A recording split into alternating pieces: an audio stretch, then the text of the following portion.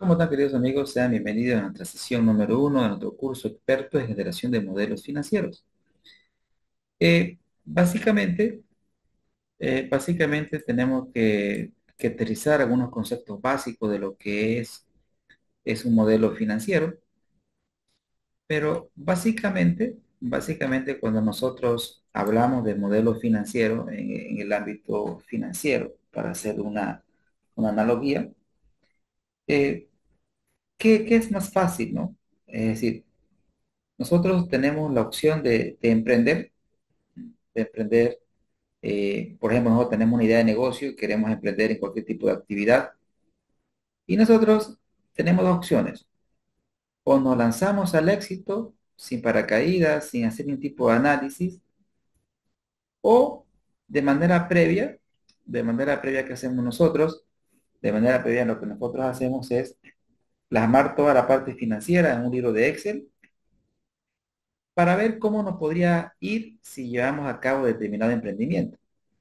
Al hacer eso, nosotros estamos simulando una realidad. Es decir, en un libro de Excel estamos simulando cómo nos iría en el negocio.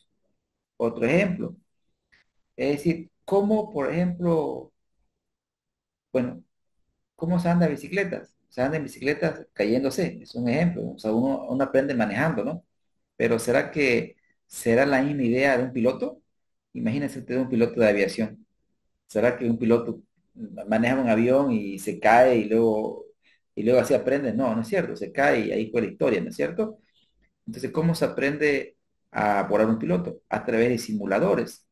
Es decir, un simulador es un modelo que replica la realidad, es decir, en un computador, en una cabina, está simulando como si estuviera en el avión. Es decir, es un modelo que representa una determinada realidad. Es decir, un modelo en en términos simples, busca simplificar una determinada realidad para poder analizarla en cuanto a las variables principales y sobre todo nos permite tomar decisiones. Por ejemplo, todos nosotros hemos visto la teoría económica y todos sabemos en general las leyes de la oferta y la demanda. Ese, por ejemplo, es un modelo económico. El modelo de oferta y demanda busca simplificar una determinada realidad para poder analizarla. Entonces los modelos nos ayudan a analizar, nos ayudan a tomar decisiones. En este caso, todos los modelos que vamos a elaborar son de índole financiero. Y fundamentalmente, la modelación, repito, permite la toma de decisiones. ¿Por qué? Porque en finanzas lo que nos interesa a nosotros es analizar el presente y proyectar el futuro.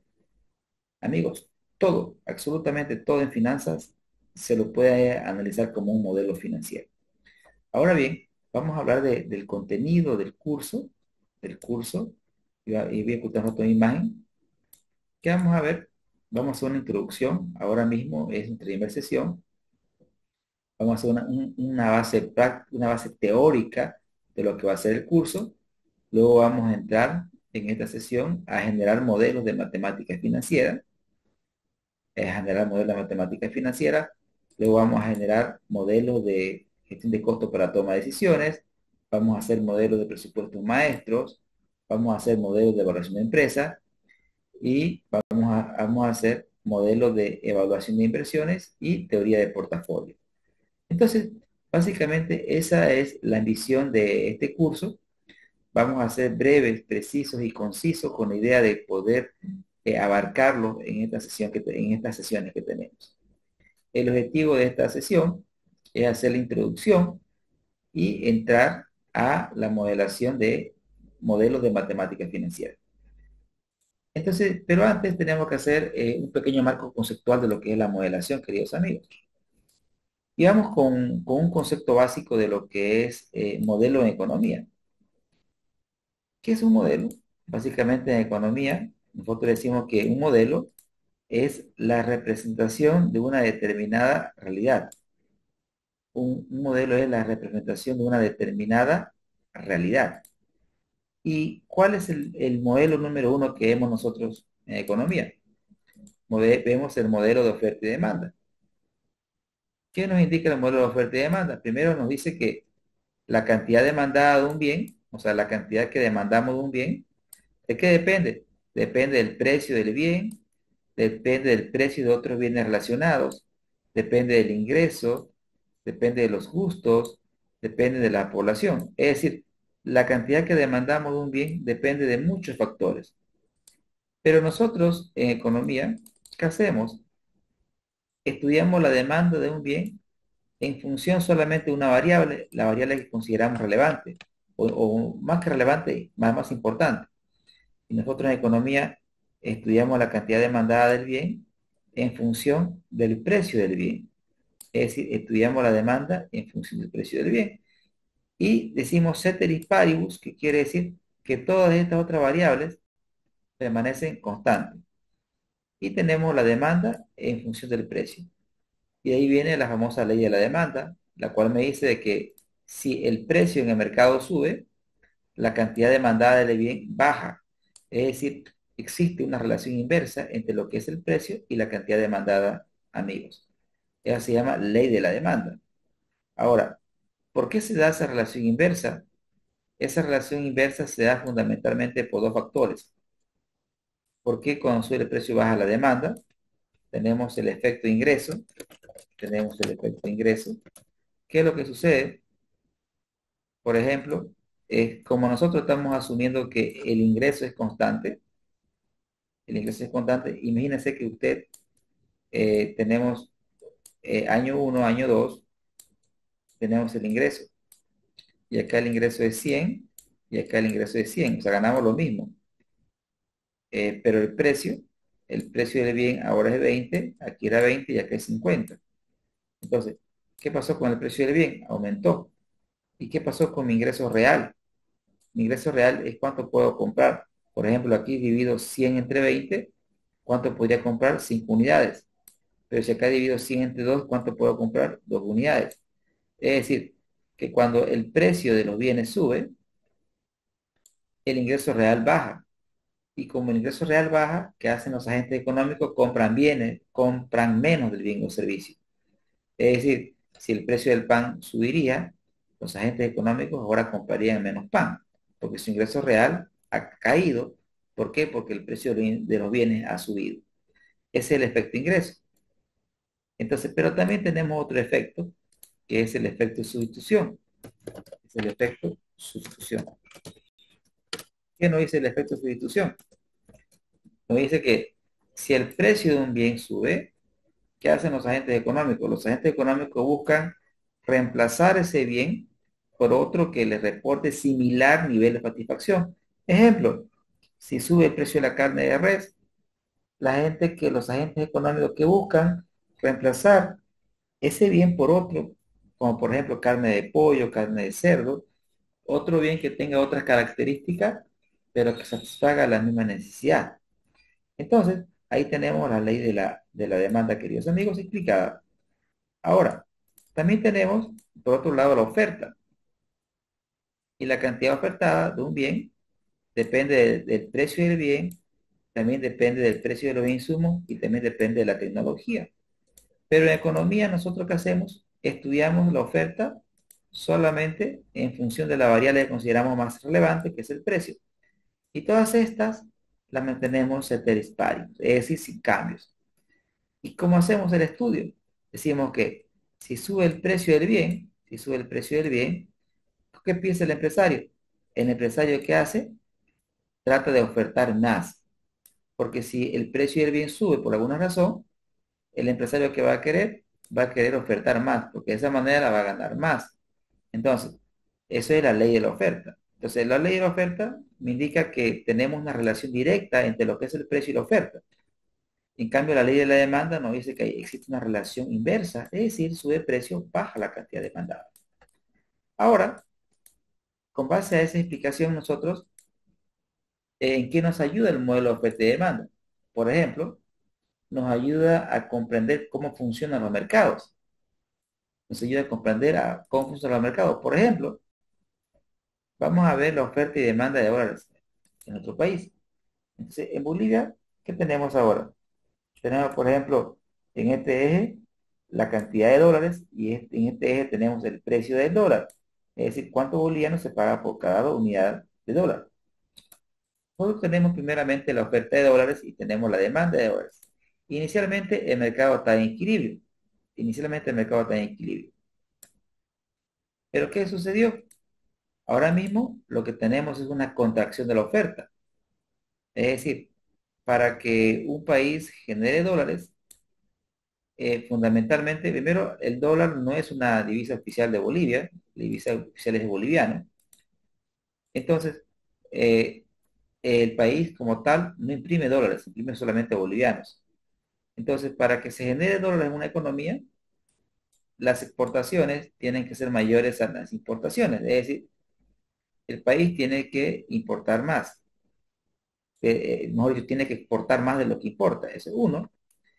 Y la otra fuente de que ingrese dólares es también a través de la inversión extranjera directa, es decir, que inviertan en nuestro país inversionistas externos. La otra es endeudándonos, es decir, emitiendo deuda. Ahora bien, en Bolivia tenemos un problema de dólares. La oferta de dólares ha bajado. Tenemos una nueva oferta. Cuando la oferta se contrae, se desplaza hacia la izquierda. Se desplaza hacia la izquierda. ¿Y qué es lo que tenemos? Tenemos que, tenemos ya otra cantidad de equilibrio, pero ¿qué pasa con el precio?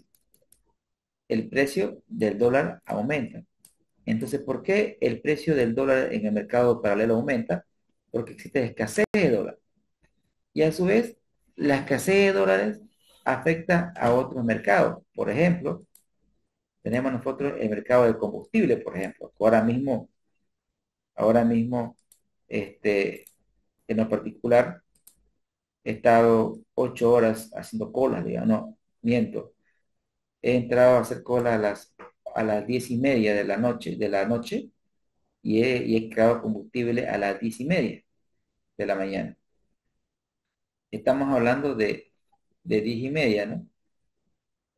Pongámosle 10, 11, 12, 1, 2, 3, 4, 5, 6, 7, 8, 9, o sea, más de 12 horas haciendo cola para cada combustible. Pero ¿qué sucede? En Bolivia el combustible que se compra es importado generalmente y para importar se requiere dólares. Entonces, si no hay dólares, ¿qué pasa con la demanda de combustible? Es decir, lo que ha pasado es lo siguiente: ahora tenemos un problema de oferta y demanda tal cual. Porque la demanda generalmente se ha mantenido, generalmente el parque automotor no ha cambiado significativamente, tenemos la misma demanda y antes estábamos en equilibrio, oferta y demanda. Pero ¿qué pasó ahora mismo? ¿Qué pasa ahora mismo? Vean, tenemos oferta y tenemos demanda y tenemos el precio del combustible. El precio del combustible estaba en equilibrio. Ahora, ¿qué es lo que ha pasado? Como tenemos escasez de dólar, lo que ha ocasionado eso es que la oferta se contraiga, es decir, existe un desplazamiento hacia la derecha. Entonces, ha reducido la oferta de carburantes en el mercado. Entonces, ¿qué es lo que ocasiona eso? Que el precio del bien suba. Y ahora, por ejemplo, la gasolina tiene un precio regulado en nuestro país, pero ahora en el mercado paralelo, es decir, existen personas que están vendiendo la gasolina a 10 bolivianos, a 30 bolivianos, a un precio superior al que vigente de forma legal. Entonces, noten ustedes, queridos amigos, que los modelos representan una realidad a través en este caso, a través de gráficos. Es decir, los modelos de oferta y demanda nos ayudan a entender, a comprender la realidad y también nos ayuda a ver hacia dónde vamos, ¿no? O sea, es decir, ¿qué tenemos que hacer? Obviamente el gobierno tiene que aumentar la oferta de carburantes, ¿no? Para que se elimine el mercado paralelo. Y en el tema del tipo de cambio, los propios. O sea, tenemos que generar mucho más dólares en la economía para que el tipo de cambio pueda volver al inicial, si es que puede volver. Pero aquí el mensaje central, queridos amigos, es que los modelos, ¿qué es lo que están haciendo? Nos ayudan, primero, que simplifiquen la realidad, punto número uno. Segundo, nos explica la realidad simplificada. Y punto número dos, nos permite tomar decisiones y ver cómo esas decisiones van a impactar, en este caso, a la oferta o a la demanda. Entonces, Ahora, continuando con la explicación, amigos, vamos a ver las diferentes clases de modelos, ¿sí? Vamos a ver diferentes clases de modelos. Por ejemplo, vamos a comenzar con la explicación de lo que son los modelos físicos, ¿sí? Vamos a explicar los modelos físicos. Dice, no, cuando la realidad se representa físicamente utilizando materiales, de tal manera que es posible observarla sin necesidad de recurrir al objeto real que tenemos, que ven ahí ustedes, este tipo de modelo físico, ¿quién lo usa? Los arquitectos, ¿no, amigos? Los arquitectos, ¿cómo venden su charque? ¿Cómo venden su creación? A través de una maqueta. Y una maqueta, ¿qué es lo que hacen? Hacen una escala simplificada del edificio para ver cómo quedaría. Entonces, ¿qué es una maqueta? Es una representación a menor escala de una futura construcción, donde de tal forma que nosotros podemos visualizar cómo serían las dimensiones, cómo sería la fachada, cómo sería toda la superficie construida, las áreas comunes. Entonces, ¿qué es lo que estamos viendo aquí? Un modelo físico que a través de una maqueta que sin ser el edificio representa el edificio. ¿Qué otro tipo de modelos podemos ver? También tenemos los modelos análogos. ¡Ja! Estos modelos análogos, queridos amigos, acá creo que ese ejemplo, el modelo análogo, cuando la realidad, vean el concepto, y ahorita voy a decir un ejemplo que ahora mismo lo vi o lo viví, que es un modelo análogo, cuando la realidad se representa en un medio diferente, a través de relaciones entre sus componentes, de tal manera que es posible entenderla sin necesidad de tenerla presente. Ejemplo, ahora mismo para que usted en Bolivia cargue combustible, saludo Marcela, siempre su mensaje. En Bolivia, para cargar combustible, usted tiene que hacer colas enormes, colas como la que ahora mismo yo experimenté. Pero miren, ¿qué hacen, por ejemplo, las estaciones de servicios? Las estaciones de servicio, como ven ustedes en la imagen, ahora mismo, ¿qué hacen ellos? Como la cola, básicamente, amigos, es una etcétera la cola. Usted no sabe dónde empieza la cola. Entonces, pucha, entonces uno dice, ¿y cómo hago? Uno podría nosotros, o lo que ahora mismo yo hice anoche, fui con mi vehículo buscando, ¿dónde inicia la cola? Pero ¿qué pasa? Por ejemplo, a los dueños de surtidor se les ocurrió la idea de, crear un grupo de WhatsApp. ¿Y qué hicieron? Tal cual. Dijeron, miren, la cola es así. ¿Qué pasó? En un mapa, de Google Maps, ellos marcaron dónde era el inicio, dónde era el final de la cola. Entonces, ¿qué es lo que me dice eso? Que ese modelo análogo me va a ayudar a mí a optimizar mi tiempo, porque ahora mismo yo no voy a ir buscando como mucha gente lo está haciendo. Directamente me voy a ir y voy a buscar el inicio de la cola a través de un modelo análogo. Amigos, ¿se entiende lo que es un modelo físico y un modelo análogo? Vamos bien con la parte conceptual.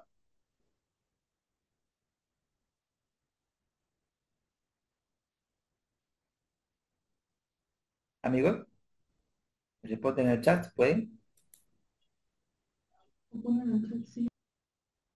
Gracias. Excelente. Gracias, Marcela. Gracias, Félix. Bien, genial. Entonces, continuando, queridos amigos, con la explicación, tenemos también los modelos simbólicos. Ya vamos aterrizando ya a lo nuestro. Vean que los modelos simbólicos, cuando la realidad es abstracta y se representa a través de variables que se relacionan matemáticamente de tal manera que se pueden cuantificar los resultados. Entonces, ¿qué es lo que me quiere decir eso? Veamos un ejemplo. Bien, un modelo simbólico, por ejemplo, es un balance, ¿sí? Es un balance. Amigos, un balance representa a la empresa sin ser la empresa. Me explico. Usted cuando lee los balances de una empresa, lo que usted está viendo es cuál es el tamaño de la empresa, ve sus inversiones y también usted está viendo cómo se financia la empresa, usted ve el financiamiento. Entonces, ya usted ve si la empresa tiene deuda, no tiene deuda, sus activos, y está viendo una hoja de balance. No es necesario que usted vaya a la empresa para conocer el tamaño de la empresa. ¿Y por qué? Fíjese, un balance, dice ahí, variables que se relacionan matemáticamente. Claro, porque fíjese, este total de aquí, que usted ve, es consecuencia de una suma aritmética, ¿no? ¿Sí? Fundamentalmente aquí las operaciones son simples. Y acá usted ve proveedores. Usted ve, hay un saldo, pero ese saldo viene de un mayor, viene de un mayor, viene de un mayor de proveedores. Entonces seguramente acá tenemos el debe, acá tenemos el haber, y seguramente van a haber operaciones al debe y al haber. Y acá lo que tenemos es el saldo de luego de hacer n transacciones. Entonces, y se relaciona matemáticamente. ¿Por qué se relaciona matemáticamente? Porque estamos hablando de operaciones matemáticas, ¿no? Ese es un modelo simbólico. Y un modelo financiero, mire, ya vamos utilizando. ¿Un modelo financiero qué es? Un modelo financiero es la representación simbólica de situaciones empresariales. Lo que a usted se le pueda ocurrir en términos empresariales y lo lleva a símbolos y usa matemáticas, usted está modelando. Usted está modelando. Por ejemplo, aquí tenemos otro concepto de lo que es, de lo que es antes de aterrizar, de lo que es un modelo financiero. Por ejemplo, que es un modelo financiero acá nos menciona, dice que eh, modelaje financiero es la acción de crear modelos para reproducir situaciones y consiste en descubrir las relaciones que se representan en un, mire, y consiste en descubrir las relaciones que se presentan en una determinada situación y plasmarla a través de símbolos y modelos para calcular resultados. Básicamente es lo que le expliqué en la introducción. Es que lo que buscamos con los modelos financieros. Lo que buscamos es recrear lo que pasaría si llegáramos a tomar la decisión. Es decir, si tomamos la decisión, ¿cuál es el impacto probable en el resultado? Eso es modelar. Eso es modelar desde el punto de vista financiero. Cualquier situación empresarial, usted la plasma en un Excel con la finalidad de qué? De que si usted hace un cambio en cristiano, todo en finanzas funciona así. Y en función de X. Todo, todo, todo finanzas. Siempre hay una Y y una X. La Y siempre va a ser la variable dependiente y la X va a ser la variable independiente. Entonces, cual- todo lo que pase en la empresa se puede representar de esta forma. Y en función de X. Siempre hay una variable de resultado, ¿sí? Y hay una variable de entrada. Y cuando hablamos de esto, me estoy refiriendo a un modelo funcional, por ejemplo, 2X más uno. Ese es un modelo funcional. Tenemos una Y, una X. Y depende de X. ¿Qué quiere decir esto? Que si usted le dice que X es igual a cero, entonces, ¿cuánto vale Y? Y sería 2 en lugar de la X que reemplaza el cero más uno. Entonces, ¿qué vamos a tener? Que Y es igual, 2 por cero es cero más uno, y Y es igual a que cero más uno es uno. Entonces, si la X vale uno, la Y vale cero. Ese es un modelo, es un modelo, es un modelo. Este es un modelo matemático, ¿no? Nosotros vamos a ver modelos financieros, cualquier situación empresarial. Para ir aterrizando un poco en cuanto a al modelaje financiero, ya vamos a ir aterrizando un poco más. Ahí. ¿Qué nos dice ese concepto? Nos dice que Miren, un modelo financiero es una representación matemática o numérica de una situación financiera o económica que se utiliza para realizar un análisis. Los modelos nos permiten analizar. No solamente analizar, hacer proyecciones o tomar decisiones. Analizo, proyecto, tomo decisiones con la finanza de una empresa, proyecto o inversión. Entonces, ahí recapitulando un poco, ¿qué nos indica? ¿Qué nos indica? Es una representación matemática y de medio elemento.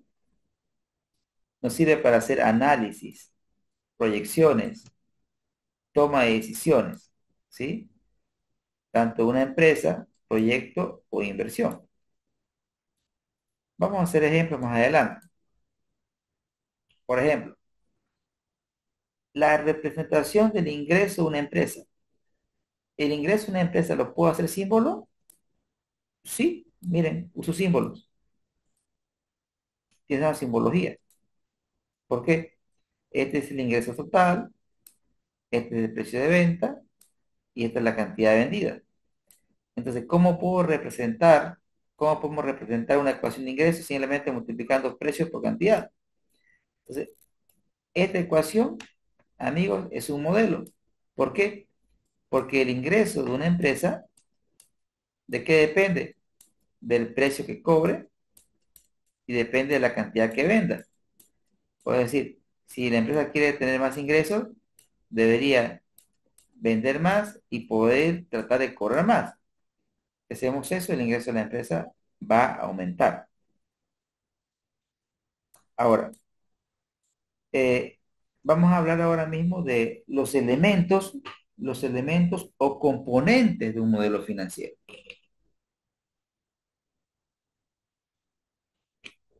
¿Cuáles son esos elementos o componentes de un modelo financiero, amigos? Bien, vamos a hablar primero de las variables elementales, de las variables elementales, o también conocida como variable de entrada.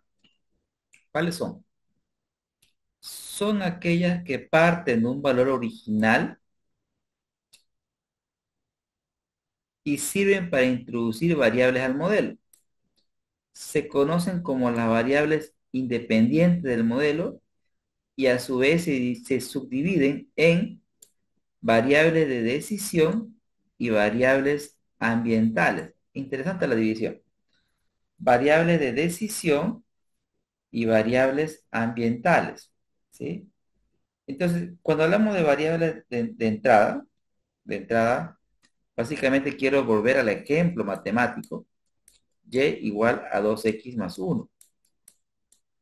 Entonces, aquí la variable de entrada, por ejemplo, es la x. La x es una variable que puede asumir diferentes valores.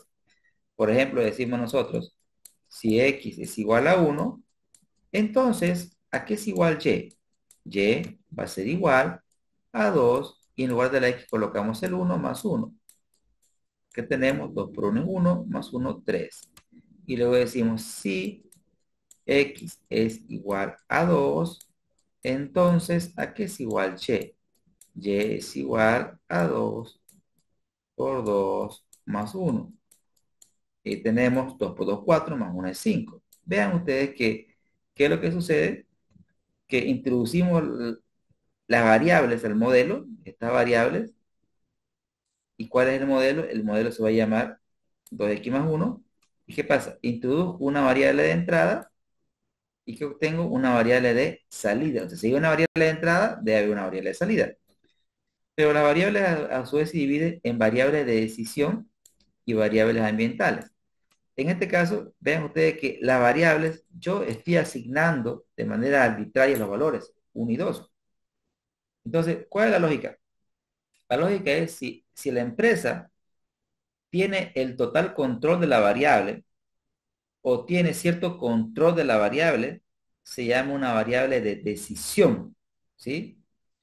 Y si la empresa no tiene absolutamente ningún control sobre la variable, se llama variable ambiental. Ejemplo, queridos amigos, el día de ayer, la tarde, si mal no recuerdo, si me corrigen si me equivoco, salió el presidente de la COP diciendo que tienen un pliego petitorio en cuanto al incremento salarial, tanto al básico como al mínimo nacional. Por ejemplo, el incremento que dictamina el gobierno,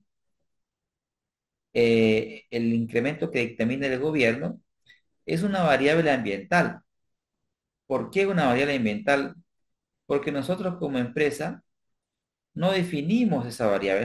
Es una variable que es parte de las políticas económicas del gobierno.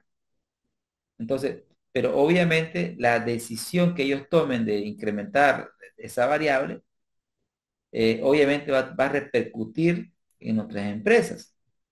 En consecuencia, el mensaje central es cuando usted no tiene control sobre esa variable, se le llama una variable ambiental, pero cuando usted tiene un control fuerte o tiene algún tipo de control, digámoslo así, se llama una variable de decisión. Y aquí tengo las explicaciones más detalladas. Por ejemplo, aquí tenemos el concepto de lo que conlleva o lo que es una variable de decisión. ¿Qué podemos ver? Dice que son aquellos elementos de la situación que están bajo el control de quien toma una decisión. Y por lo menos, en teoría, puede asignarle el valor que desee, con el fin de apreciar el efecto que las decisiones sobre ese valor dé en la variable de resultado.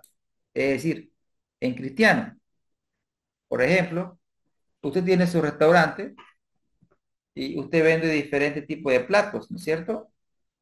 Usted se puede levantar un día medio que aburrido y decir, ok, este día voy a subir los precios. ¿Por qué? Porque los insumos tienen un precio muy elevado, estoy a pérdida, quiero aumentar precios. Entonces, el aumentar o reducir el precio es una variable muy propia de la empresa. La empresa decide eso. Ahora bien, ese incremento de precio obviamente va a repercutir de manera positiva o de manera negativa, digamos, en los resultados. No sabemos eso. Es decir, puede ser que el cliente puede decir, ok, el precio lo están nivelando y no tenga un gran impacto. Pero el cliente también puede decir que me están robando, me están cobrando más. Y eso que va a implicar que nosotros como empresa perdamos clientes. Pero ¿qué sucede? ¿Cuál es el mensaje? Que si tenemos una variable de decisión, usted toma decisión sobre esa variable, usted decide su valor, pero no podemos predecir, podemos simular diferentes resultados de lo que podría pasar, pero no tenemos la certeza de lo que va a poder pasar. Pero el modelo al menos me va a permitir ver todas las diferentes opciones que podría suceder. Nosotros en nuestra vida, obviamente, todo es modelado, ¿sí? Desde que somos estudiantes, si hacemos ciertas cosas, como por ejemplo, si llegamos puntual, si tomamos apuntes, si hacemos la tarea, es un conjunto de variables. El modelo final de un estudiante, la variable de salida de un estudiante, la nota, por ejemplo. Pero para que esa nota sea buena, el estudiante tuvo que haber tomado ciertas decisiones en variables que son controlables de él, como por ejemplo la puntualidad, la entrega de los trabajos a tiempo. Entonces son variables del estudiante, pero también obviamente que hay variables que afectan a la nota, pero son, por ejemplo, ajenas al estudiante. ¿A qué me explico? Y aquí hago, por ejemplo, bueno, aquí tenemos algunos ejemplos de variable de decisión de una empresa. Una empresa define el precio, define cuántos trabajadores tener, define cuál es el nivel de deuda. Entonces son variables de decisión porque la empresa define eso. Pero sin embargo, una variable o unas variables de tipo eh, ambientales, ¿cuáles son? Dice que son los elementos que se crean fuera del modelo y por lo tanto no están bajo el control de quien toma la decisión, pero deben incluirse en el análisis con el fin de entender el efecto del entorno en el futuro de la situación modelada. Volviendo al ejemplo anterior, o sea, un estudiante, la nota es la variable de salida y esa nota va a estar en función a las decisiones que este estudiante pueda tomar. Pero sin embargo, ¿qué pasa, por ejemplo, ahora mismo que tenemos un problema de combustible, de desabastecimiento? Entonces puede ser que el estudiante no tenga internet en su hogar. Son un conjunto de factores externos que van a hacer que este estudiante no aproveche de manera óptima la materia. Y lo mismo ocurre en las empresas. Existen variables que las empresas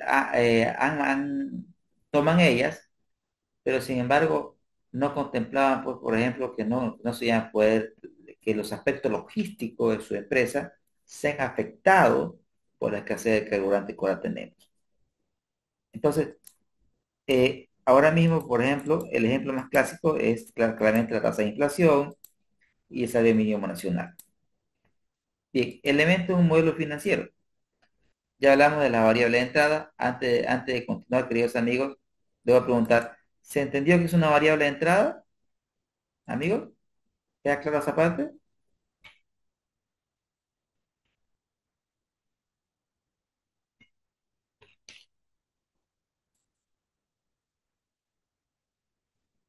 Perfecto, gracias. Gracias, Peri. Estamos bien entonces hasta aquí. Perfecto. Las variables intermedias o de proceso. Las variables, amigos, intermedias o de proceso, ¿qué me dicen? Veamos.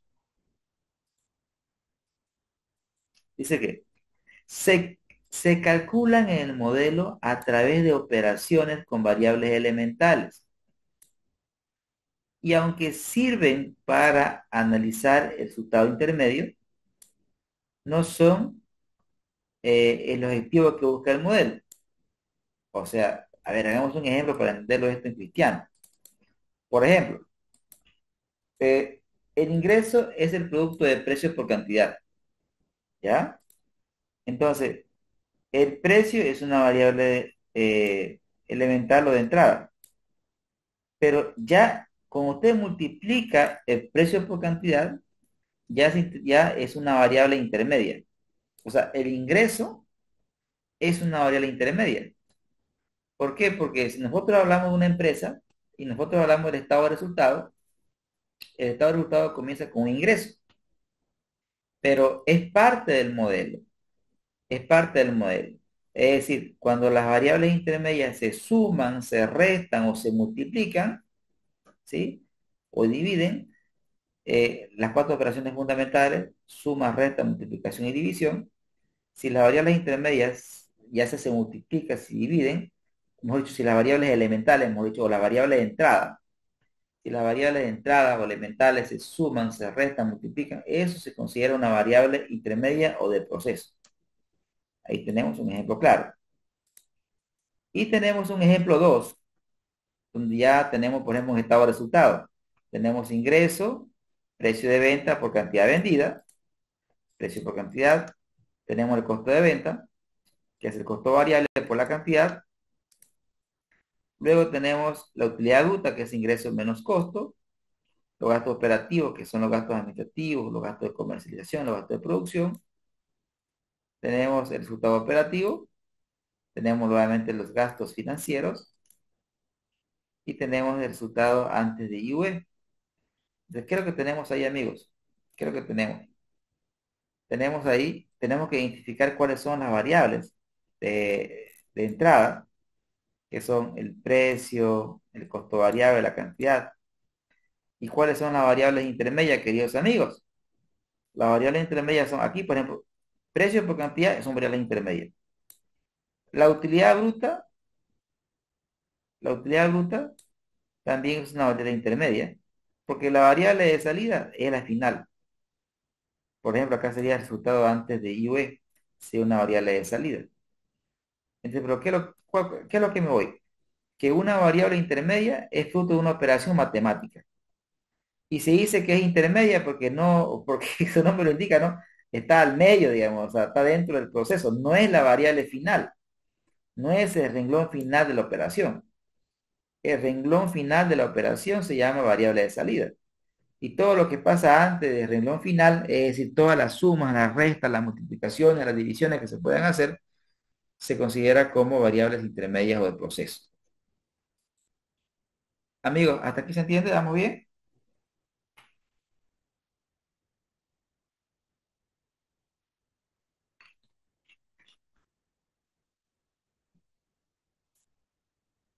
Perfecto, gracias. Gracias.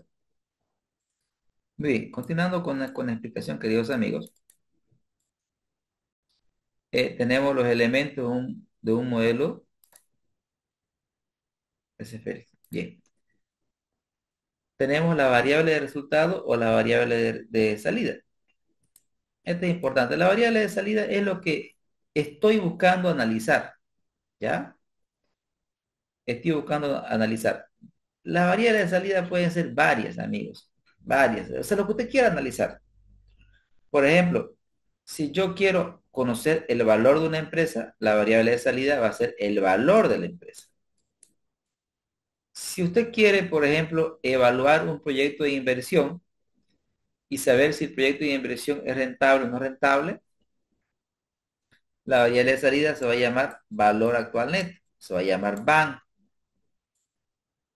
Si usted quiere ver si un negocio genera la suficiente rentabilidad como para generar valor, el indicador que debo ver se llama EVA, valor económico agregado. Si usted quiere ver si la empresa es líquida o no es líquida, usted analiza la liquidez corriente.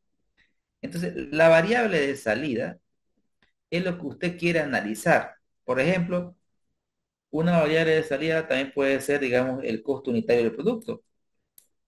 Si yo quiero analizar el costo unitario y ver cómo este aumenta o baja a través del tiempo, entonces el costo unitario se transforma en una variable de salida.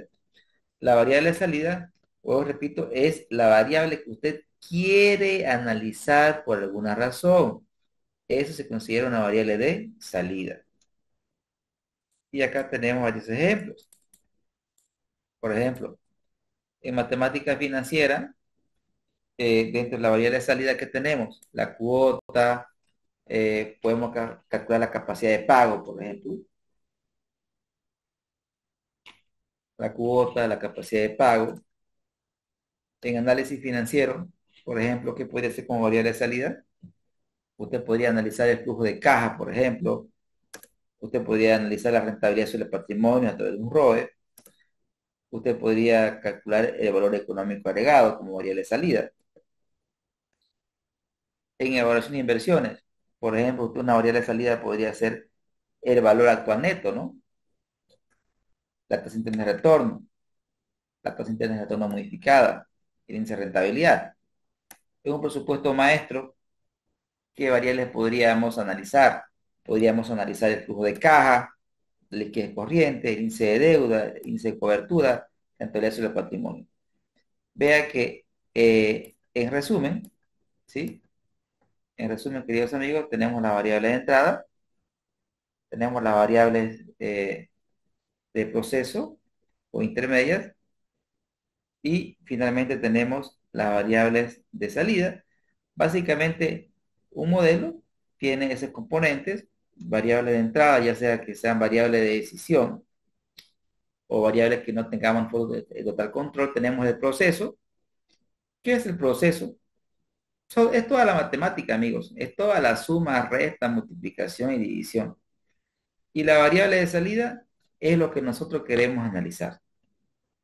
Entonces, un modelo debe cumplir con esta estructura, queridos amigos. Entonces, lo que vamos ahora a entrar esta es la explicación conceptual de lo que es la modelación, ¿sí? Amigos, ¿se entendió la presentación?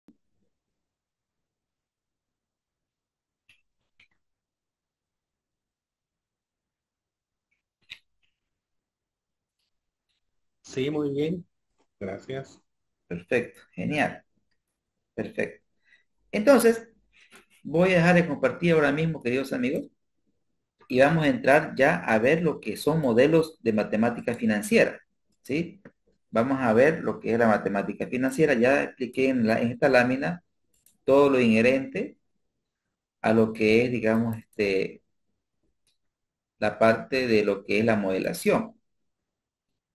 Ahora vamos a entrar en el campo de lo que es la matemática financiera y voy a explicar los tópicos básicos de lo que es la matemática financiera. Voy a abrir un libro de Excel en un segundo, un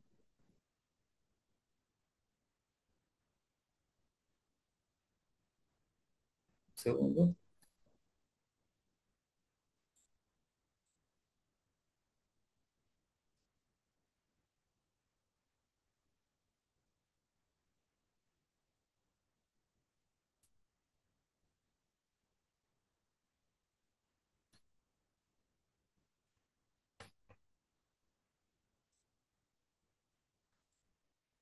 y listo, tengo el libro abierto.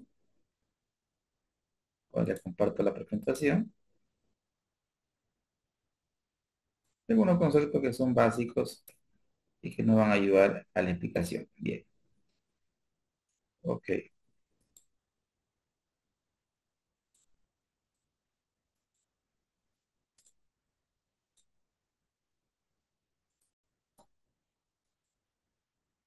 bien, bien. A ver, ahí están viendo ustedes la pantalla. Estamos con la grabación. ¿Sí? Y eso lo digo. Ahora vamos a ver eh, los modelos de la matemática financiera. Ya. Existen principios básicos que tenemos que dominar. Entonces les explico cuál es la lógica del curso, ¿no? Entiendo que varios de los participantes que ya tienen conocimiento sólido de lo que es la matemática financiera, ¿sí? Pero lo que voy a tratar de hacer, queridos amigos, es un pequeño recordatorio o marco conceptual de cada área de estudio. Por ejemplo, ahora vamos a hacer modelo de matemática financiera, ¿no? Y como vamos a hacer modelo de matemática financiera, tenemos que conocer pues eh, la parte conceptual de lo que es la matemática financiera para poder llevarla a cabo a la parte del modelaje financiero y ver cómo nos puede servir y cómo nos puede ayudar a la toma de decisiones. A ver, ¿qué es la matemática financiera? Bueno, vamos por partes. En finanzas en finanzas básicamente hay tres componentes fundamentales. Nosotros hablamos de capital, que en matemática financiera el capital es igual al efectivo, el dinero, el capital, ¿sí? Hay un componente que es importante, el tiempo, otro componente importante, el tiempo, y el capital, que es el dinero, queridos amigos, es un bien escaso, y todos los bienes que sean escasos tienen un precio. Entonces, ¿cuál es el precio de dinero? El precio del dinero es la tasa de interés. Entonces, ¿cómo queremos que, cómo queremos que, perdón, cómo queremos que los agentes económicos reconozcan el valor del dinero? ¿Sí? Simple, un ejemplo que me quedó marcado. Si usted, por ejemplo, quiere saber el valor del dinero, pídalo prestado. Si usted pide dinero prestado a alguien, ese alguien va a esperar que usted le devuelva ese dinero dentro de cierto tiempo, pero le va a cobrar una tasa. O sea, nada es gratis. El dinero tiene un precio en el tiempo. Entonces, lo que hace la matemática financiera es jugar con estos tres elementos. Juega con el capital, juega con el tiempo y juega con la tasa, ¿sí? Entonces la matemática financiera es tal cual, es la matemática del dinero, es el tiempo, ¿no? Esa es la definición básica. Y la matemática financiera en temas lo podemos estudiar fundamentalmente en su régimen simple, donde el interés siempre se calcula sobre capital inicial. Es decir, en el régimen simple, los intereses no producen más intereses. Por ejemplo, si nosotros tenemos una línea de tiempo, ¿qué es lo que está pasando? Tenemos interés uno, tenemos interés 2 y tenemos interés aquí el interés 3, ¿ya? Pero en cristiano, ¿qué es lo que le quiere decir con este ejemplo? Si usted tiene, por ejemplo, un capital de 100, ¿sí? Y usted ese capital lo prestó por 3 meses, ¿sí? Usted lo prestó por 3 meses y la tasa que le cobran es el 2% mensual. ¿Cuál es el interés uno? El interés del mes uno es el capital por el tiempo por la tasa. Ah, ahí tenemos una ecuación matemática. Entonces, ¿cuánto es el capital? 100 por el interés, el tiempo que es un periodo, por la tasa que es 0,02. Entonces, ¿cuánto es el resultado final? Amigos, ¿cuánto daría?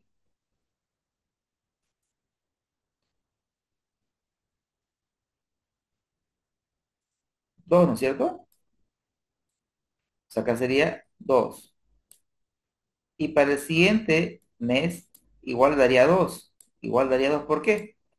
Porque en el régimen simple, el interés siempre se calcula sobre capital inicial. Sin embargo, en el régimen compuesto, pero antes del régimen compuesto, veamos las ecuaciones madres. Las ecuaciones madres son las que están viendo ustedes ahora en su pantalla. Entonces, en el régimen simple, tenemos fundamentalmente las ecuaciones que vamos a usar, está aquí. Esta es la que les expliqué y esta es la ecuación del monto. Entonces, estas dos ecuaciones se usan bastante en el régimen simple, en el régimen simple. Sin embargo, en el régimen compuesto, en el régimen compuesto tenemos nosotros,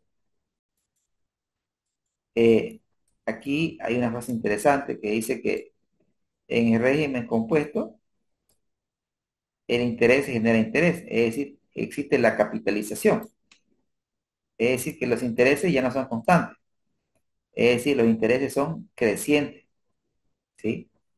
Y la fórmula que utilizamos es otra diferente. Vean, en régimen simple esta es la fórmula para encontrar el monto, en el régimen compuesto esta es la fórmula para encontrar el monto.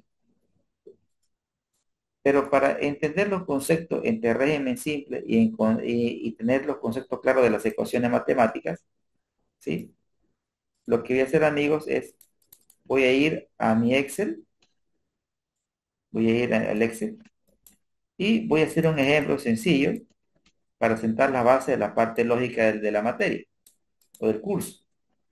Y voy a permitirme hacer un pequeño ejemplo con todos ustedes. Ejemplo número uno, donde voy a trazarme los siguientes. ¿Pueden ver mi pantalla, amigos? ¿Se ve bien? Tengo por ejemplo un Excel. ¿Lo pueden ver?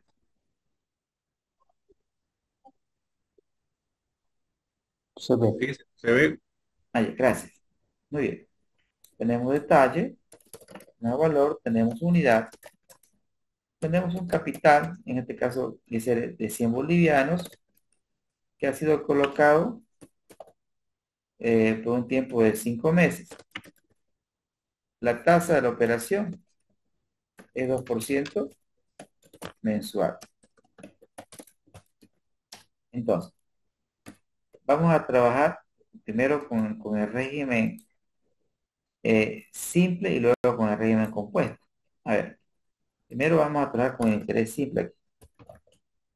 ¿Qué sucede? Hay que colocar acá detalle, aquí hay que colocar saldo inicial, aquí hay que colocar interés, aquí hay que colocar saldo final. Entonces, y acá hay que colocar el periodo, tiempo. ¿Sí? Acá hay que colocar uno, 2, 3, 4 y 5, ¿no? Son los 5 periodos que voy a analizar. Entonces, en el régimen simple, cuando nosotros hablamos del interés, amigos, el interés siempre lo vamos a escribir con esta, o lo vamos a representar con esta ecuación matemática. El interés es igual a ¿qué? Es igual al capital por la tasa por el tiempo. ¿Sí? Entonces, esta es la ecuación que me va a permitir calcular el interés. Entonces, ¿cómo acudo el interés? El saldo inicial es lo que estamos iniciando. ¿Cuándo estamos iniciando? Con 100. ¿Cuánto de interés calculo? Entonces, el interés sería capital por la tasa por el tiempo. Como estamos calculando el interés por un periodo, por 1. Y saldo final sería el saldo inicial más el interés. Para el siguiente periodo, el saldo final es el inicial. ¿Cómo calculo el interés? El interés lo calculo sobre, acá lo interesante es que en régimen simple, el interés siempre se calcula sobre el capital inicial. Es decir, acá sería el capital inicial por la tasa por un periodo. Y era plano. Y esto se repite, amigos, se repite. ¿Qué es lo que estamos viendo? ¿Qué es lo que estamos viendo? Aquí faltó, voy a inmovilizar la tasa, porque la tasa se inmoviliza. Ahí. Qué es lo que están viendo ustedes? Se inmoviliza la tasa y acá me faltó inmovilizar también el capital. ¿Sí? Ahora sí, lo voy a inmovilizar. ¿Y qué es lo que está pasando? Vean que el interés es constante, ¿no? ¿Por qué? Porque el interés siempre lo voy a calcular sobre el capital inicial. Entonces, si esto nosotros lo vamos a entender a través de un diagrama de flujo, amigos, tenemos acá 0, 1, 2, 3, 4 y 5. Por ejemplo, vamos a asumir que a nosotros nos prestaron dinero. Nos entró dinero. ¿Nos entró cuánto? 100. ¿Y cuándo tenemos que pagar interés? Tenemos que pagar interés 2, 2, 2, 2. Y acá tenemos que pagar los dos, pero acá tenemos que devolver el capital, ¿no es cierto? Tenemos que devolver los 100, ¿no ves? Entonces, ese sería el esquema, o que sería el interés que tendríamos que pagar mes a mes, ¿correcto? Mes a mes. Ahora bien, cuánto devolvería en total? Me presté 100, voy a devolver 110. Eso es lo que usted va a ver en el tiempo. Ahora, si nosotros significamos el gráfico y decimos, ok, mira, la operación es que ahora mismo nosotros recibimos un capital de 100 y nosotros vamos a devolver eso, uno, 2, 3, 4, 5. Nosotros lo vamos a devolver acá. Pero nosotros vamos a devolver el capital más los intereses. ¿Y cuánto vamos a devolver? El capital. ¿Más cuánto de interés? Todo esto de interés. Si son 2 por 5 sería 10, ¿no es cierto? ¿Cuánto vamos a devolver? El capital más 10 de interés. Vamos a devolver 110. Entonces, vean ustedes, tenemos una entrada de 100 y devolvemos 110. 110 es lo que vamos a devolver. Pero ese 110, nosotros, ese monto, amigos, ese monto, nosotros lo podemos calcular a través de la fórmula de la matemática financiera. Y cuando usted quiera calcular un monto simple, entonces sencillamente la fórmula es capital por uno más la tasa multiplicado por el tiempo. Esa es la fórmula matemática que me permite, queridos amigos, a calcular el monto. Si, ¿cuánto tengo que devolver? Vea, apliquemos la fórmula. Vamos a aplicar la fórmula. ¿Y qué me dice la fórmula, queridos amigos? Que el monto es igual al capital por uno más la tasa por el tiempo. Entonces, vea usted que al aplicar esa fórmula, ¿qué voy a obtener? El monto. ¿Y cuánto es el monto? 110. Entonces, ¿qué ven ustedes ahí? Ven variables de entrada. ¿Cuáles son las variables de entrada? Todas estas son las variables de entrada, ¿no, amigos? Y esta es la variable de salida, el monto. El monto sería la variable de salida. ¿Ven este producto?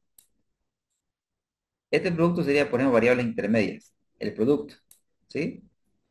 El producto, pero la variable de salida sería los 110.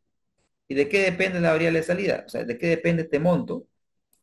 Este monto, ¿de qué depende? Depende del capital, depende de qué, del tiempo, ¿de qué depende? De la tasa de interés. Entonces, en resumen, amigos, en el régimen, en el régimen simple, los intereses son constantes. ¿Por qué son constantes? Porque siempre se calculan sobre el capital inicial.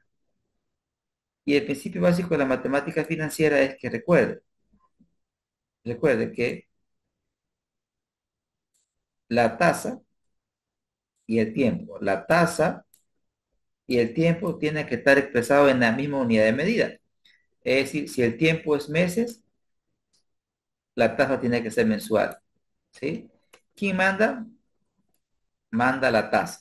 O sea, la tasa determina la unidad de medida, queridos amigos. Si la tasa es mensual, todo tiene que estar en meses. Si la tasa es trimestral, todo tiene que estar en trimestre, ¿no? Esa es la lógica fundamental de la tasa, queridos amigos. Ahora, entonces, repito, tiempo y tasa en la misma unidad de medida, hemos hecho un ejemplo de régimen simple. Ahora, voy a hacer la misma analogía, pero voy a hacer con el régimen compuesto, dice acá al ladito, ¿ya? Acá al ladito voy a trabajar con el régimen compuesto, compuesto. Régimen compuesto, donde esta lógica no cambia, solo que esta fórmula aquí va a cambiar y el monto va a cambiar. En el régimen compuesto, amigos, el monto se calcula de otra manera. El monto se calcula de esta manera. Miren, es igual al monto, es igual a qué? Al capital por uno más la tasa elevado al tiempo. ¿Sí? Esa es la forma como calculamos el monto. Pero antes de que entremos en la aplicación de esta fórmula, veamos cómo se comporta la tabla. La tabla cambia un tanto. ¿Por qué? Porque ahora, lo hice de nuevo, el interés capital por, voy a leer un poco de pantalla, aquí es igual al capital por la tasa por un mes. Si le sumo al capital el interés que se generó. Para el siguiente periodo, el final es el inicial. Ahora, ¿el interés cómo se calcula? Lo que tenía acumulado por la tasa por uno. Y acá sería este señor con este señor. Para el siguiente periodo, el saldo final es el inicial. Y acá sería este señor por la tasa inmovilizada por uno. Y vea que voy a repetir la operación nuevamente. Y lo que hace el Excel es replicar nomás la operación, amigos. Y ven este de aquí, este es el monto. Pero primero quiero que analicemos esta línea. Observen, queridos colegas, que en esta línea, ustedes están viendo en esta columna, y compárenlo con el régimen simple. En el régimen simple el interés es constante. En el régimen compuesto el interés es creciente. ¿Por qué es creciente? Porque el interés compuesto existe la figura muy conocida que se llama la figura de la capitalización. Es decir, los intereses generan intereses. ¿Por qué?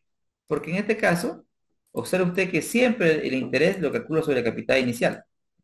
Sin embargo, aquí lo calculo sobre la suma acumulada. Es decir, si usted analiza, este señor de aquí no es solamente el capital, sino es el capital más intereses. De ahí viene la figura de la capitalización, porque la capitalización no es más, queridos amigos, que el capital hemos dicho que el interés se vuelve capital. Y eso es lo que está pasando. O sea, los intereses se están agregando al capital. Ahora, ¿cómo llego a este valor? ¿Cómo esto es lo que tengo que devolver? Para eso tenemos la fórmula matemática de lo que es el monto. Vean la fórmula, que es igual a que al capital por potencia, potencia uno más la tasa, elevado al tiempo, que es 5. Ya tenemos el monto, amigos, que es ahora, vean, ¿cuál es mayor? ¿El monto simple o el monto compuesto? El monto compuesto es mayor. ¿Por qué el monto compuesto es mayor? Porque existe la figura de la capitalización. Ahora, ¿qué es lo que más aplica? Lo que más aplica en el mundo de la matemática financiera es el régimen compuesto, ¿sí?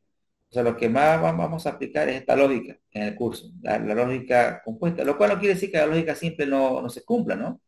Pero lo que más se estila en la banca es el régimen compuesto y en el mercado de valores lo que más se aplica es el régimen simple. Entonces, lo que busqué explicar ahora mismo es la lógica del interés simple, el interés compuesto y las fórmulas asociadas. Amigos, ¿se entendió el punto? ¿Sí? ¿Se cumplió el objetivo? Sí, y changa. Sí, gracias. Excelente, excelente, excelente. Esa es la actitud. Bien, bien, queridos amigos. Ahora, eh, nuevamente, vuelvo a la presentación, borro la pizarra y, y otro aspecto importante de la matemática financiera son dos aspectos fundamentales. Primero, el tema de anualidad. ¿Qué es una anualidad? Es una corriente de flujos que sigue cierto patrón. Por ejemplo, ahí tienen ustedes el concepto en términos simples, que es una anualidad, es una serie uniforme de flujos. Entonces, cuando hablamos nosotros de una anualidad, por ejemplo, hacemos una proyección de flujos, que son aquí anualidades. Anualidades, estos flujos por si acaso pueden ser entradas o salidas, ¿no? Puede ser lo que sea, lo que estemos analizando. En este caso, los flujos los estamos colocando como entrada de efectivo, porque están hacia arriba. En una anualidad tenemos dos problemas. El primero, conocer el futuro, es decir, cuando hablamos de futuro, nos interesa conocer el valor futuro, una serie uniforme de flujos, valga la redundancia, pero cuando nos interesa el problema futuro, estamos hablando nosotros de aplicaciones como, por ejemplo, planes de ahorro, es decir, estamos buscando nosotros acumulación de dinero. Si queremos nosotros conocer el futuro de una serie uniforme de pagos, esta es la fórmula. Esta es la fórmula matemática que me va a permitir conocer el futuro de una serie uniforme de flujos. ¿Sí? Por ejemplo, esto me va a permitir si usted, por ejemplo, ahorra de manera periódica. Es decir, ejemplo, Juan es una persona disciplinada y pretende ahorrar de manera mensual cierta cantidad de un banco. Recuerden que los bancos no pagan interés compuesto. Usted deposita religiosamente la misma cantidad de dinero y usted quiere saber cuánto va a acumular. Entonces, si usted quiere saber y deposita cierta cantidad de dinero de manera fija, entonces, ¿cómo calcula el valor futuro? Esta es la fórmula, ¿sí? En esta fórmula, lo que manda o lo que determina todo es la anualidad. Me explico. Si los pagos o los depósitos que usted hace en el banco son mensuales, todo tiene que estar en meses. Si los depósitos o pagos son mensuales, todo tiene que estar en meses. perdón, si son mensuales, todo en mes, si son trimestrales, todo en trimestres, y si son semestrales, todo en semestres. Entonces, lo que determina la unidad de medida es cabalmente la anualidad. Y el nombre anualidad viene por la literatura, no quiere decir que sean años, o sea, pueden ser meses, ¿no? Pero acá lo central es que o sea, me puede interesar conocer el futuro o me puede interesar conocer el presente. Si usted quiere conocer el presente, la fórmula que se utiliza es la que ustedes están viendo en su pantalla, ¿sí? Entonces, veamos un ejemplo. Veamos un ejemplo. Dejo de compartir la pantalla, me voy al Excel, ¿sí? Acá voy a colocar interés simple,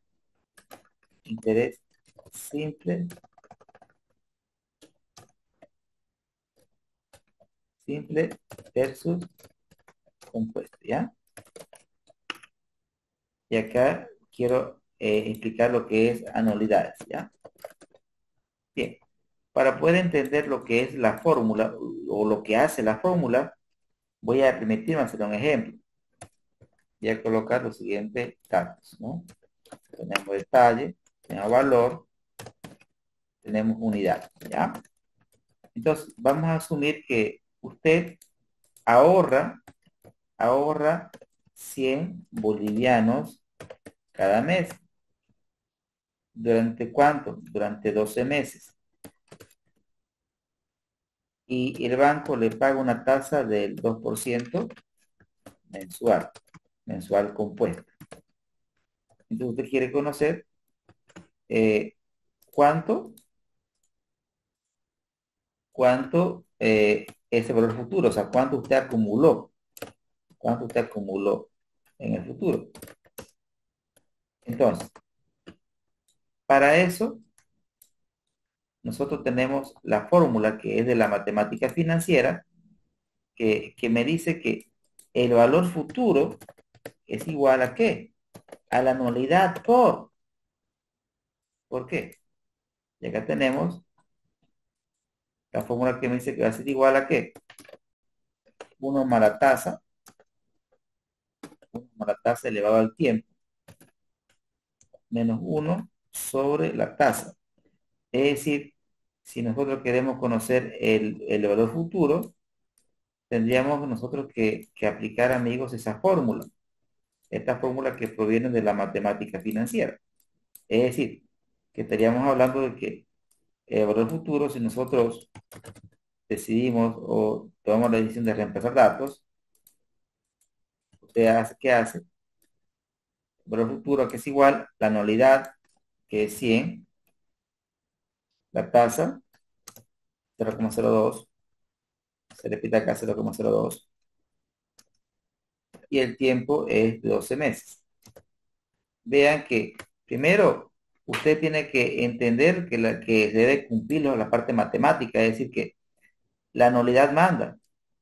Si acá estamos hablando que la anualidad está en meses, el tiempo tiene que estar en meses y la tasa tiene que estar. Me ¿Qué pasó asustaron. con el... Estaba prendida el micrófono de Marcela. Me asustó Marcela. ¿No? Ok, pasa eso en la virtualidad. Bien, amigos, a ver. Entonces, el principio básico es que cuando hablamos de anualidad, es que todo se acomoda a la anualidad. O sea, si la anualidad es mensual, todo tiene que estar en meses. Si la anualidad es trimestral, todo tiene que estar en trimestres. Entonces, eh, si quiero conocer en este caso el esquema del problema, el esquema del problema es que tenemos un horizonte de tiempo en el cual dentro de ese horizonte de tiempo tenemos periodo cero, tenemos uno, tenemos dos, tenemos tres, tenemos mucho tiempo, 12, donde usted deposita 100 bolivianos en una entidad financiera, deposita 100 bolivianos, y usted quiere saber cuánto usted acumuló, cuánto es su valor futuro, ¿no? Entonces, obviamente, usted podría hacer una tabla de ahorro, ¿no? O sea, usted tranquilamente podría hacer una tabla de ahorro, donde acá tenemos el tiempo, Acá tenemos el saldo inicial. Y acá tenemos la anualidad, tenemos el interés, tenemos el saldo final. Y acá tenemos uno, 2 y podemos hacer la operación hasta el periodo 12 amigos, ¿sí? Tenemos hasta el periodo 12. Entonces, entonces, ¿cuál es la lógica? Una tabla de ahorro, ¿no? Para entender lo que es la tabla de ahorro, voy a coger el esquema aquí, a la I, ¿no? Miren, cero, cero, uno, ¿ya? Por ejemplo, en el periodo cero, o sea, usted no deposita nada, no deposita nada. Y esta anualidad, usted la deposita al final del mes. Entonces, estamos hablando de anualidades vencidas. O sea, el depósito que usted hace de 100 bolivianos lo hace al final de cada mes. Mes uno, mes 2, mes uno, mes 2. Entonces, ¿cuánto deposita? Deposita 100. Este 100 lo deposito aquí. La pregunta es, eh, si usted depositó al final del mes, pregunto, ¿se generó interés aquí? ¿Cómo sería mi interés? Sería mi saldo inicial por la tasa inmovilizada. Sería, repito la operación, igual, saldo inicial por la tasa. Recuerden que se inmoviliza con la función F4 por un periodo. Vea, obviamente aparece cero. ¿Por qué? Porque usted aquí no depositó nada. Su saldo final sería inicial más el interés que generó más la anualidad. ¿Cuánto tengo acumulado? Tiene acumulado acá 100 nomás. 100 nomás tiene acumulado. Para el siguiente mes, el saldo final es el inicial. Pero por analogía, queridos amigos, por analogía sabemos que en este lapso de tiempo ya usted generó interés. ¿Por qué generó interés? Porque ya tiene una suma de dinero. Este dinero que usted depositó tiene que ganar interés por un mes. Es decir, el interés sería este señor, o directamente podríamos arrastrarnos, amigos, ¿sí? Ya se copió la fórmula, ¿no? Ya que usted deposita 100. Entonces, ¿cuánto tiene al final del plazo? Al término del mes 2 tiene usted acumulado 202. Y eso usted lo repite, amigos, lo repite. Acá voy a repetir el 100. ¿Son cuántos depósitos? Usted está haciendo 12 depósitos de 100 bolivianos y lo que estamos determinando es cuánto acumuló. Acumuló 1.341 bolivianos. Miren ustedes, depositando obviamente 100 bolivianos cada mes. Este es el valor futuro. Esto es lo que usted acumularía al término de los 12 meses. Pero ¿qué sucede? Usted no quiere hacer la tabla y usted quiere aplicar la fórmula matemática. Tendría que aplicar esta fórmula, pero como estamos trabajando con Excel, tenemos que entender que todo en Excel está parametrizado a través de funciones. Aquí es todo, pero sí, gran parte de las operaciones inherentes a las finanzas ya están parametrizadas a través de fórmulas. Entonces, yo podría calcular aquí tranquilamente el valor futuro. Miren, en Excel usted calcula BF, usted coloca BF y pide la tasa, punto y coma, me pide el plazo, el pago. El pago es la anualidad. Lo vamos a colocar negativo porque usted está ahorrando, ¿sí? Cierra paréntesis, enter. Miren, miren qué fácil, amigos. Me da lo mismo, ¿no es cierto? Me da lo mismo, me da lo mismo. Entonces, ¿qué es lo que estoy buscando? Entender la lógica de la fórmula, que usted conozca la función y lo que hace la fórmula. O sea, eso es interesante porque tenemos que ver qué hace la fórmula. Lo que hace la fórmula es todos los pagos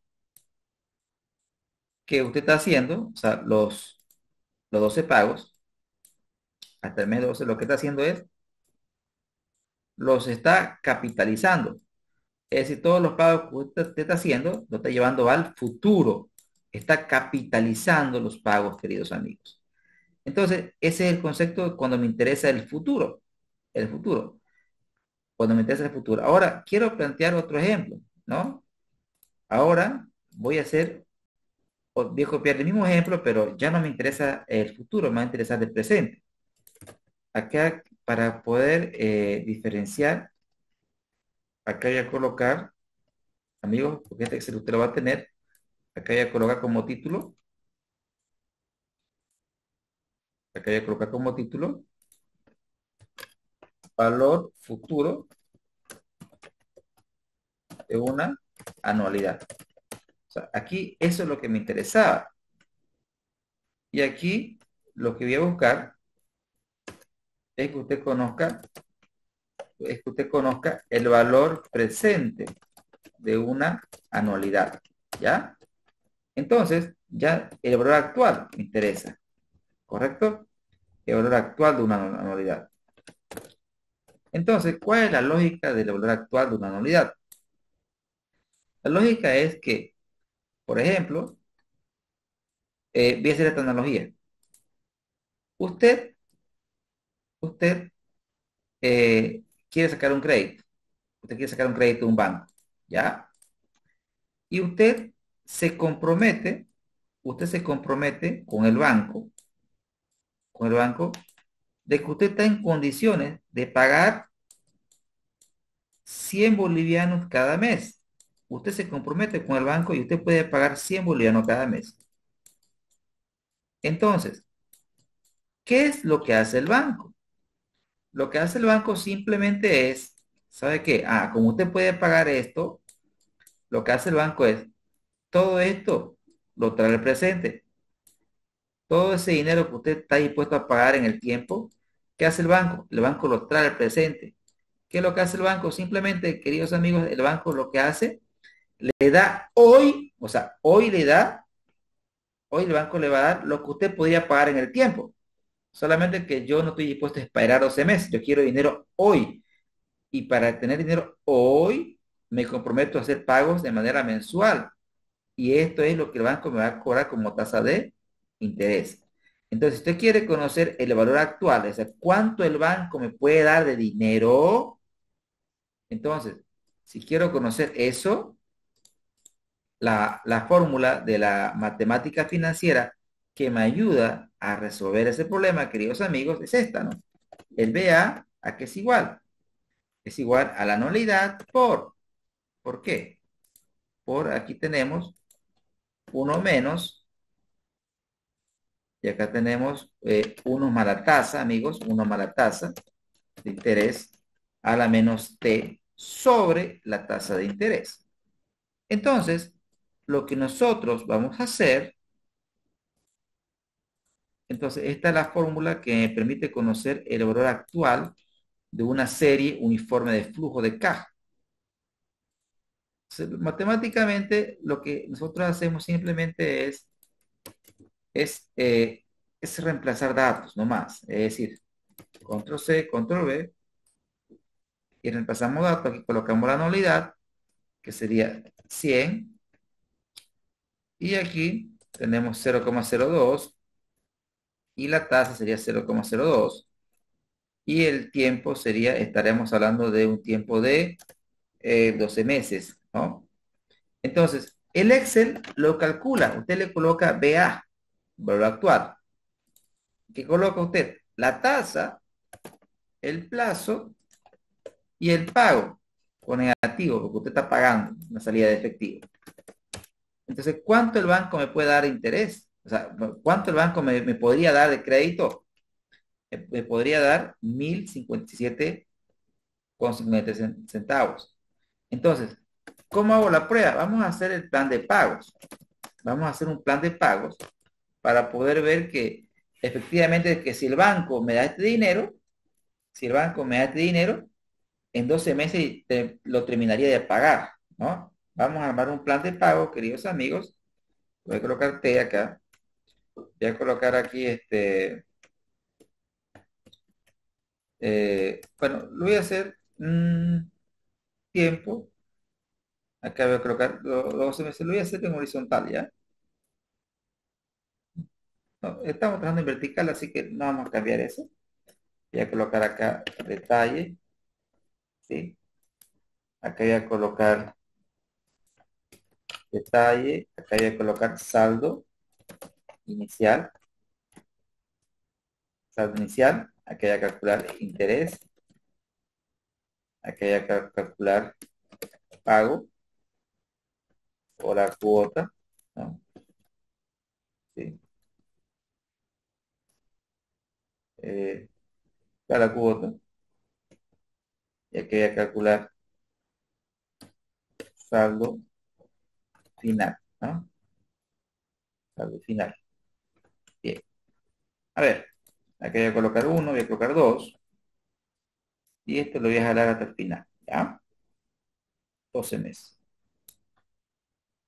Entonces, tenemos interés, tenemos, tenemos acá voy a colocar el pago, mejor, y aquí voy a colocar, eh, bien, a ver, bien, vamos con la analogía del crédito, ¿ya? Acá interés, acá voy a colocar, este, Amortización. sí, ¿no? Acá podemos colocar la amortización. A ver, a ver. Veamos la lógica y desarrollemos juntos la lógica, ¿no? Bien, entonces vamos a hacer un análisis lógico de todos. Voy a hacer acá un esquema, una línea de tiempo, voy a colocar acá cero, y el banco me da cierta cantidad de dinero, ¿sí? En este caso, mi saldo inicial, lo que me da el banco como desembolso, es este señor, me da este importe de dinero. Ahora bien, este importe de dinero, acá tenemos al término del medio desembolso, medio dinero, y yo tengo que pagar. Sí, tengo que pagar mes a mes. Tengo que pagar mes a mes. Ahora, acá voy a calcular el interés. ¿Cuánto se generó de interés? Sería lo que me dio el banco por la tasa de interés inmovilizo, ¿sí? Por un periodo, por un mes. Este es el interés, ¿correcto? Este es el interés. Ahora, ¿y cuánto es el pago que voy a hacer ahí? Voy a hacer un pago de 100 bolivianos, ¿ya? Ese era un pago de 100 bolivianos. Ese era un pago directamente, podemos hacerlo al final, ahí, ahí. Veamos la lógica, a ver, la lógica. Entonces, este dinero que el banco me dio, hasta aquí generó un interés, ¿correcto? Generó un interés, generó interés, pero aquí mismo yo estoy haciendo un pago. ¿Cuánto? Un pago de 100 bolivianos. Estamos en Bolivia por la unidad de cuenta. Bien, ahora miren, la lógica cuál sería. Este señor, que era mi deuda, creció este importe. ¿Está bien? Creció. Pero usted va a hacer un pago de ¿cuánto? Va a ser un pago de 100. O sea, menos lo que usted está pagando. ¿Estamos con la analogía hasta ahí?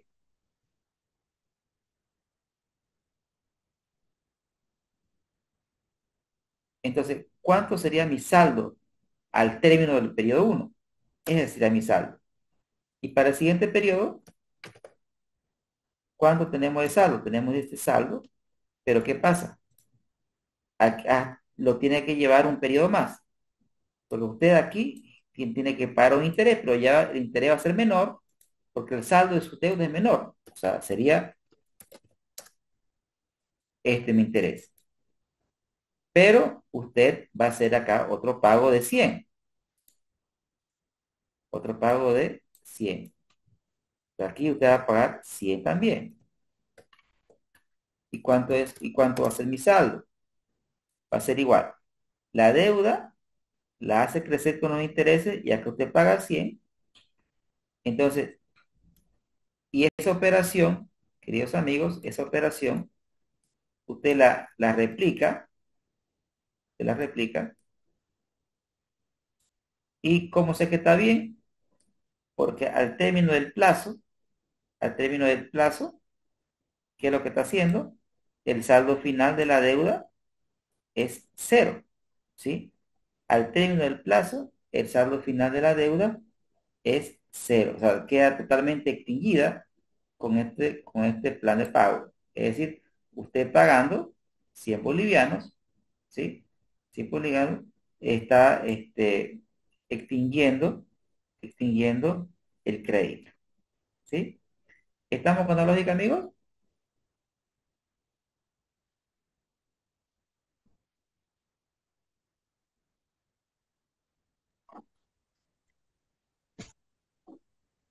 ¿Vamos bien?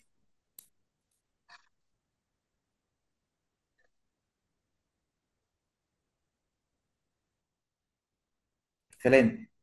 Gracias, Marcelo. Bien. eh, y ahora, y ahora para ir cerrando esta parte conceptual, ¿no? Tenemos las diferentes, ya hemos visto interés simple compuesto, hemos visto los futuros. Ahora vamos a ver anualidades, ¿ya? Vamos a ver anualidades. Perfecto.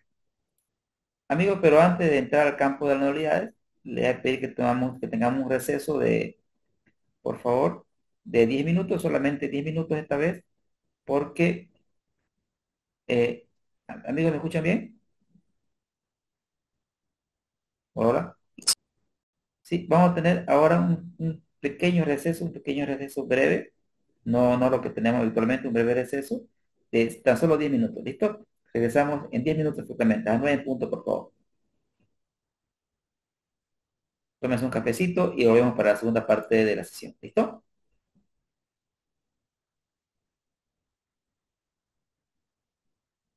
Regresamos, amigos, en 10 minutos. ¿Me escuchan, amigos? Sí. Sí, profesor. Ah, ya, belleza, gracias. Muy bien. Voy a pausar la grabación.